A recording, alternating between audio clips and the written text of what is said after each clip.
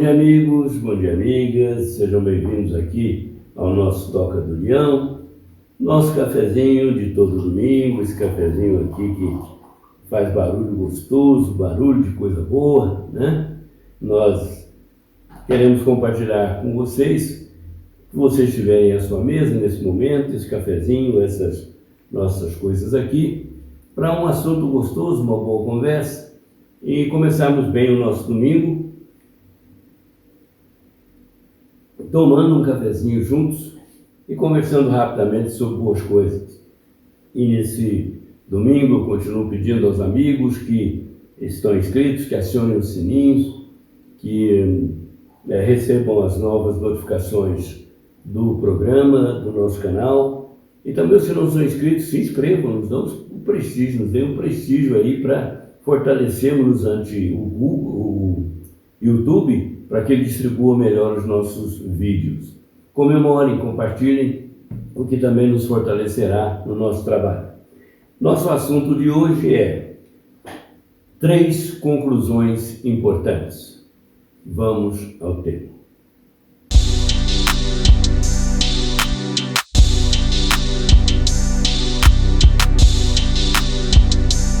Nosso benfeitor espiritual Emmanuel, através de Chico Xavier, nos diz que isso é uma mensagem que foi escrita em 1953, dia 20 de julho de 53, portanto, tem mais idade do que eu, né? Um mês, se muito. Uma mensagem de mais de 70 anos, ele diz que a vida é uma viagem, para muitos longa, para outros curta, mas é uma vida, né?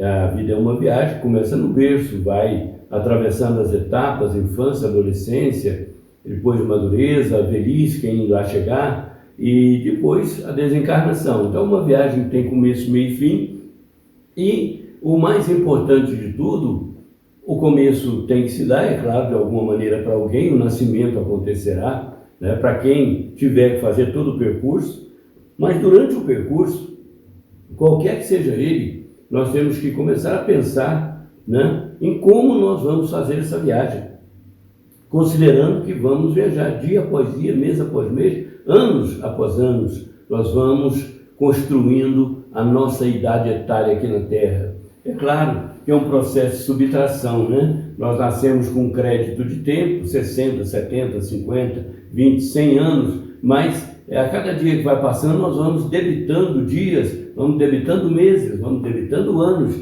e de repente sobra-nos uma fatia, e é nessa altura que nós estamos, nós que já vivemos um certo tempo. E aí cabe essa pergunta, né, que Emmanuel nos faz: como é que nós estamos nos conduzindo? Como é que nós estamos levando a nossa viagem? Estamos desfrutando mesmo dessa viagem, das paisagens, dos acontecimentos, né, de tudo aquilo que o horizonte e o universo nos oferece? Ou estamos gastando nessa viagem o tempo, nossas energias, nossas forças, de uma maneira talvez não tão proveitosa quanto deveria ser ou quanto poderia ser? Então, é uma pergunta que se impõe.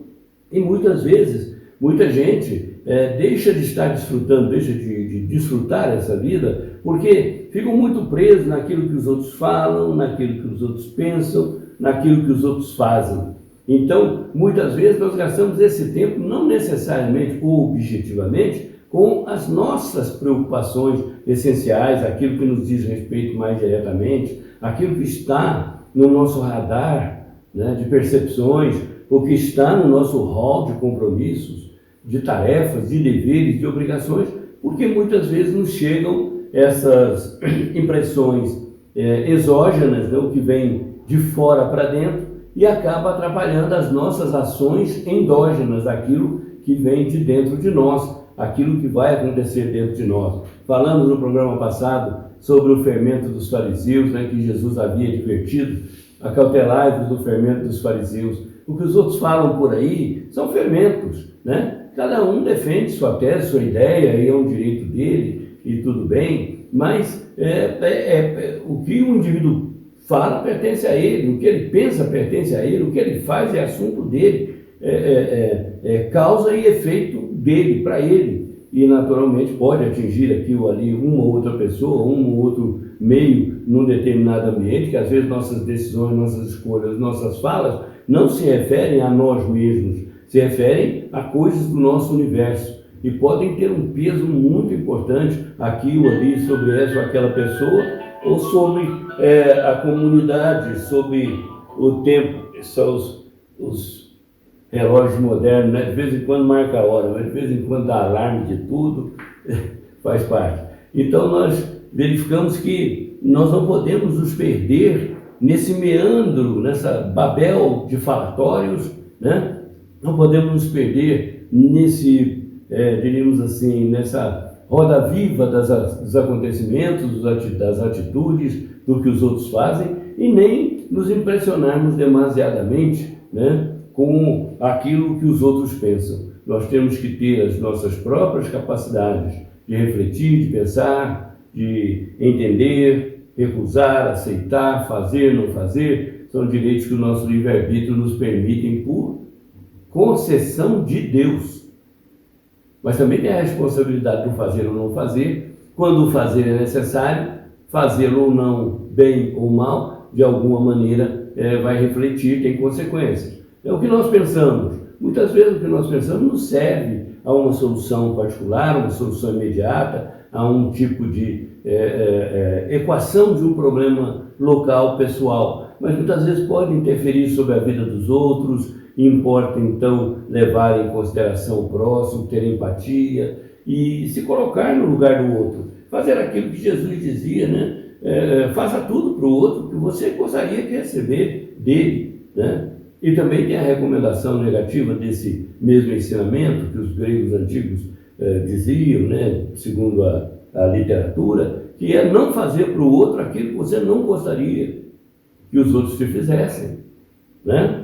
Então, nesse sentido, nós temos as moderações, nós falamos de desafios diários, né? A moderação, a justiça, o sentido de ser correto, de ser honesto, não somente financeiramente, economicamente, negocialmente, mas honesto intelectualmente, honesto moralmente. Isso são necessidades, né?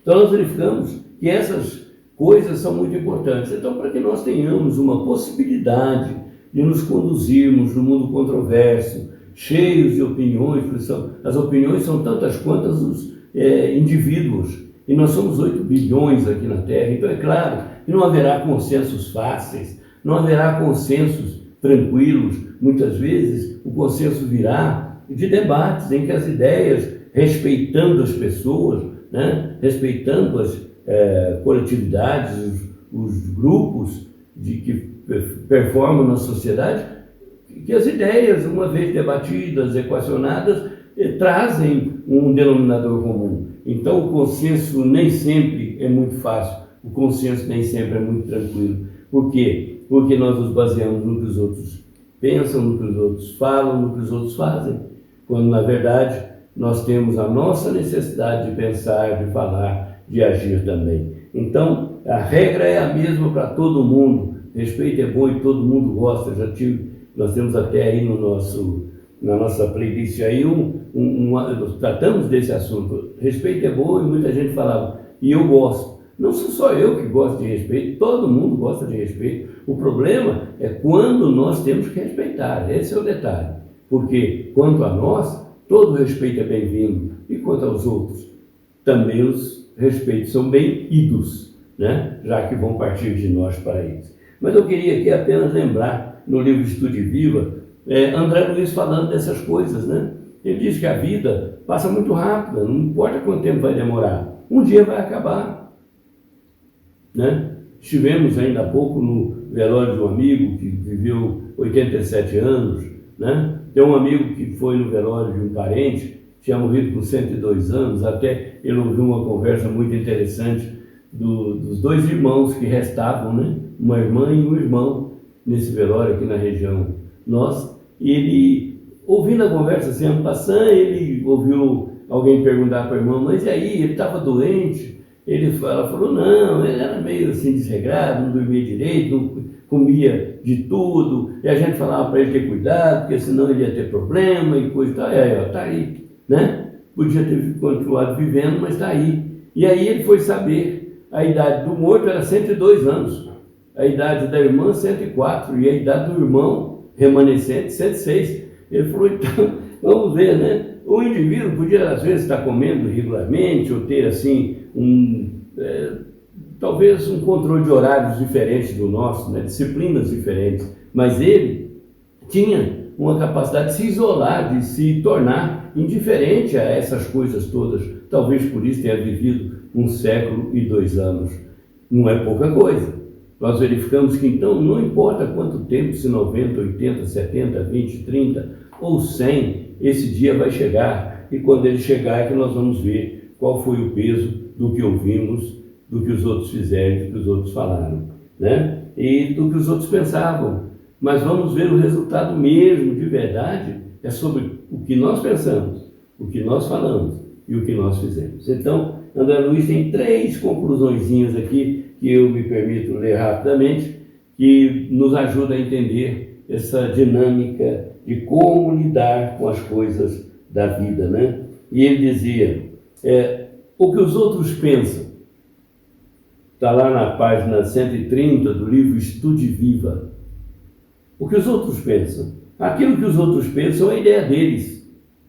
Não podemos usufruir-lhes a cabeça para imprimir-lhe as impressões que são capazes diante da vida. Um indígena e um físico contemplam a luz, mantendo conceitos absolutamente antagônicos entre si. Acontece o mesmo na vida moral. Precisamos nutrir o cérebro de pensamentos limpos, mas não está no nosso poder exigir que os semelhantes pensem como nós. Aí ele vai para o que os outros falam. A palavra dos amigos, dos adversários, dos conhecidos, dos desconhecidos, é a criação verbal que lhes pertence.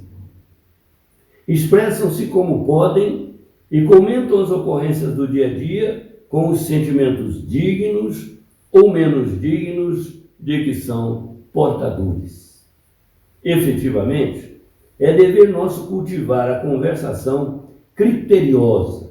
Contudo, não dispomos de meios para interferir na manifestação pessoal dos entes que nos cercam, por mais caros que nos sejam. É claro que pode haver divergências dentro da família, entre marido e mulher, entre filhos e pais, e afins e desafetos. Nós podemos ter opiniões de pessoas que pensam, sentem, vivem diferentes de nós, no âmbito religioso, no âmbito político, no âmbito ideológico, no âmbito pessoal, no âmbito funcional. Tem gente que acha que a vida nossa tem que ser de um jeito, embora deles é do jeito deles. Nós achamos que a nossa vida é assim, mas os outros deveriam ser como tal, e não é bem desse jeito. Então, irmão, o André Luiz, melhor dizendo, no livro Estude Viva, está nos lembrando que nós não temos como mudar a natureza dos outros, né? Então ele diz que nós temos que levar isso em consideração tanto quanto possível. E o que os outros fazem? Então André Luiz diz que a atividade dos nossos irmãos é fruto da escolha e da resolução que lhes cabe. Sabemos que a sabedoria divina não nos criou para cópias uns dos outros. Cada consciência é domínio à parte. As criaturas que nos rodeiam, de certo, que agem com excelentes intenções nessa ou naquela esfera de trabalho, e se ainda não conseguem compreender o mérito da sinceridade do serviço do próximo, isso é problema que lhes compete e não a nós. Fácil deduzir que não podemos fugir da ação não militante a benefício de nós mesmos, mas não nos compete impor nas decisões alheias que o próprio Criador nos deixa livres para tomar. À vista disso, cooperemos com os outros e recebamos dos outros o auxílio de que careçamos, acatando a todos, mas nem sem perder tempo, com o que pensam, com o que possam falar e o que venham a fazer.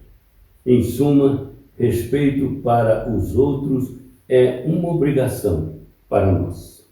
Então, queridos, nossa digressão de hoje foi essa, esse cafezinho gostoso que estou compartilhando contigo, o maior prazer, a maior alegria de recebê-lo na minha casa, e estou feliz que você me receba aí na sua, no momento em que estiver assistindo o nosso vídeo. Essas 3 conclusões são importantíssimas na nossa vida, para que tanto quanto os outros consigam lidar com o que nós pensamos, nós falamos, nós fazemos, nós também temos que fazer de nossa parte um esforço imenso para compreender o que os outros falam, o que os outros pensam, o que os outros fazem.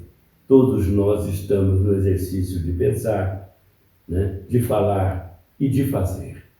É uma bênção, importante demais, e nós não podemos menoscabar, né, desfazermos-nos dela, simplesmente por discordâncias ou não concordâncias que possam existir.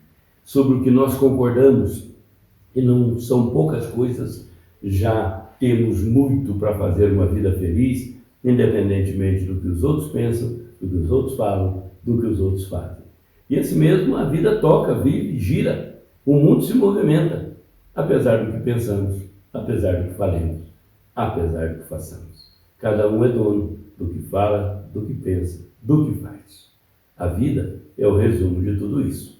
Se feliz ou infeliz, é bom dar uma olhada, né, em como nós lidamos com essas coisas. E Deus nos deu livre-arbítrio, mas nos deu também inteligência, nos deu parâmetros morais, e nós podemos nos balizar por aí, aprendendo com Jesus, que melhor mesmo é amar ao próximo como a nós mesmos, independentemente do que pensam, do que falam, do que fazem. Beijo para todos. Uma alegria imensa tê-los aqui comigo e o prazer que vou ter de encontrar no nosso próximo vídeo, com a mesma alegria, para um domingo igualmente feliz. Muita paz.